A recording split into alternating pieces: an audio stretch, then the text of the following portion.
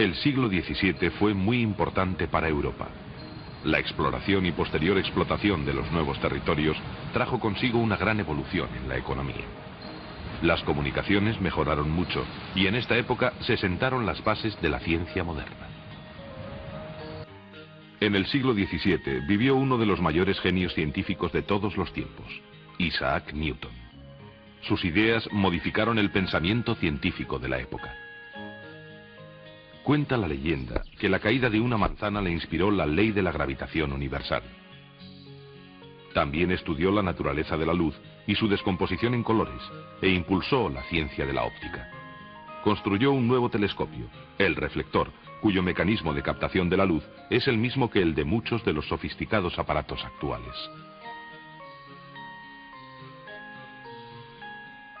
Su mayor logro lo constituyen las 3 leyes de la dinámica, que rigen el movimiento de todos los cuerpos del universo.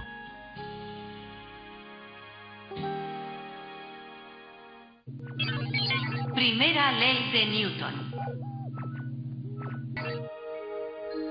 La fuerza, desde el punto de vista científico, se puede definir como la acción que produce cambios en el movimiento o estado de tensión de los cuerpos.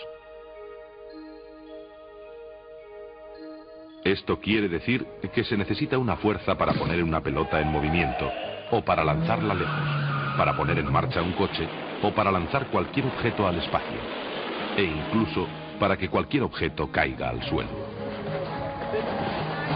En general, el movimiento de los cuerpos cumple las 3 leyes de la dinámica.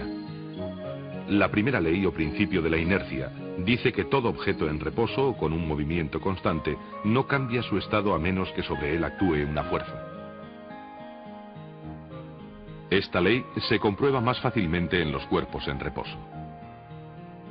Si un libro en reposo cambia de posición, es porque algún tipo de fuerza ha actuado sobre él. En la práctica esta ley es muy difícil de comprobar, porque los cuerpos normalmente acaban deteniéndose.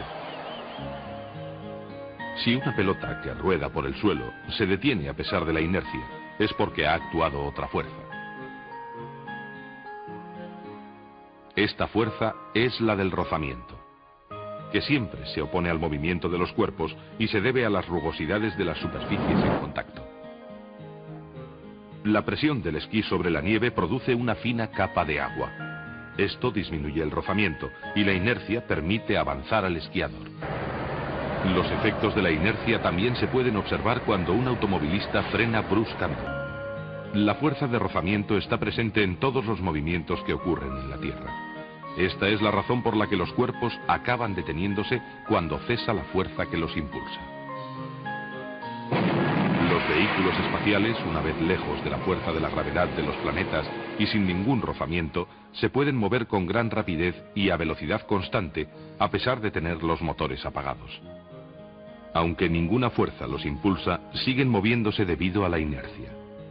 De esta forma, las sondas espaciales consiguen recorrer enormes distancias.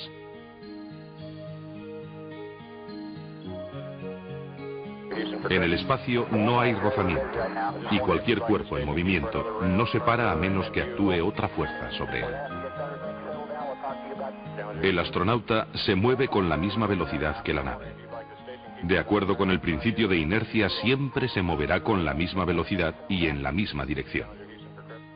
Durante este paseo espacial, el astronauta controla el movimiento mediante el impulso de chorros de gas que emite este artefacto con forma de sillón. Este aparato le proporciona la fuerza necesaria para anular la inercia y moverse en la dirección que quiera. Segunda ley de Newton. Hemos visto cómo si no actúa ninguna fuerza sobre un cuerpo en movimiento, este tendrá un movimiento rectilíneo y uniforme. Pero si sobre él actúa una fuerza en la misma dirección y sentido, se acelerará. Las fuerzas son la causa de la aceleración de los cuerpos. Cuanto mayor sea la fuerza que se aplique, mayor será la aceleración.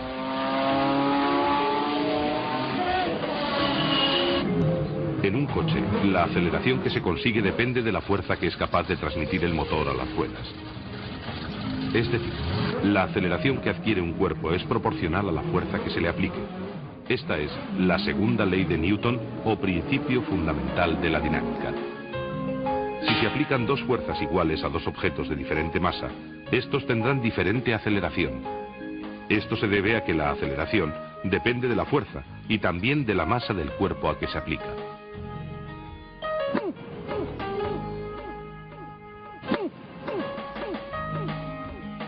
Decimos masa y no peso, porque son magnitudes diferentes. La masa es una propiedad de los objetos que depende de la cantidad de materia que contienen.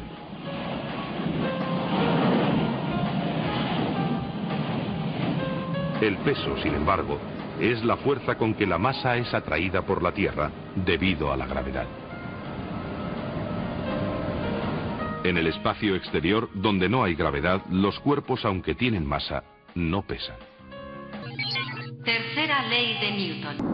El despegue de un cohete supone una aplicación de la tercera de las leyes de Newton, también llamada de acción y reacción. La fuerza de expansión de los gases de combustión del cohete actúa en todas direcciones por igual. Los gases solo pueden salir por la abertura posterior, y como reacción, el cohete se mueve en la dirección contraria. Esta tercera ley dice que si un cuerpo ejerce una fuerza o acción sobre otro, el segundo ejerce simultáneamente sobre el primero otra fuerza igual y de sentido contrario, es decir, una reacción. Estas fuerzas no se anulan porque actúan en cuerpos distintos. Esta ley se puede comprobar en el retroceso de las armas de fuego.